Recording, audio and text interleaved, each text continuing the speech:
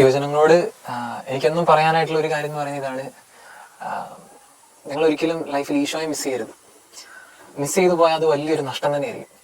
ശരിക്കും പറഞ്ഞാൽ നമ്മളെല്ലാവരും തേടുന്ന സന്തോഷമാണ്, സമാധാനമാണ്. പക്ഷെ നമ്മൾ തെറ്റായ സ്ഥലങ്ങളിലാണ് ഈ ശരിയായ സാധനങ്ങൾ പലപ്പോഴും തേടുന്നത്.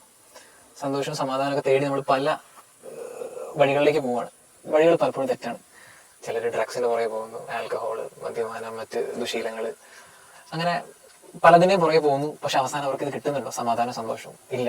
അവരുടെ അവസ്ഥ ആദ്യത്തേനേക്കാളും മോശമാവുക ചെയ്യുന്നത്. അപ്പം ഞാൻ എൻ്റെ ലൈഫിൽ ഏറ്റവും കൂടുതൽ സന്തോഷവും സമാധാനവും, നിലനിൽക്കുന്ന സന്തോഷവും നിലനിൽക്കുന്ന സമാധാനവും കണ്ടെത്തിയിട്ടുള്ളത് ഈശോയിൽ മാത്രമാണ്. അപ്പം എൻ്റെ യുവജനങ്ങളായിട്ടുള്ള സുഹൃത്തുക്കളോടും അനിയന്മാരോടും അനിയത്തിമാരോടും ചേട്ടന്മാരോടും ചേച്ചിമാരോടൊക്കെ പറയാനുള്ളതാണ്, ഈശോ ഒരിക്കലും നഷ്ടപ്പെടുത്തരുത്. ഈശോ തരുന്ന പോലെ ഒരു സന്തോഷം സമാധാനം ലോകത്തിൽ ഒന്നിനും തരാൻ വേണ്ടി പറ്റില്ല. അത് വേണമെങ്കിൽ എഴുതി ഒപ്പിട്ട് തരാം. ആ ഒരു സന്തോഷ സമാധാനം ഉള്ളതുകൊണ്ട് മാത്രമാണ് ഞാൻ ഇന്നൊരു ഈ ഉൾപ്പെട്ട് ഇവിടെ നിൽക്കുന്നത്, ഒരു കപ്പൂച്ചനായിട്ട് ജീവിക്കുന്നത്, ഒരു വൈദികനായിട്ട് ജീവിക്കുന്നത്.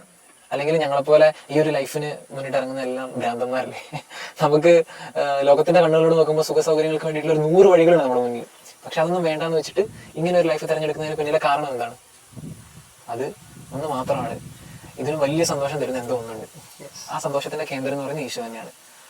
ആ ഈശോ ഒരിക്കലും മിസ് ചെയ്തു പോരുത്.